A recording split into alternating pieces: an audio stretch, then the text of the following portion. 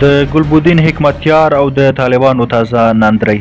سلام، وخت بخیر، ستړي مشئ.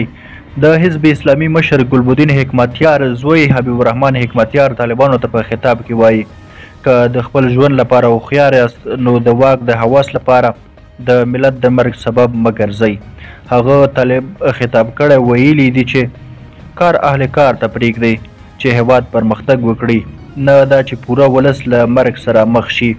حکمتیار د طالبانو لخوا د واک انحصار ته په اشارې سره ویلي انحصار حتی د قدرت په لاسکسیده ډله کې هم بد وي او یو پیاوړی مرکزي حکومت ګټور دی، مګر د واک تمرکز ظلم دی.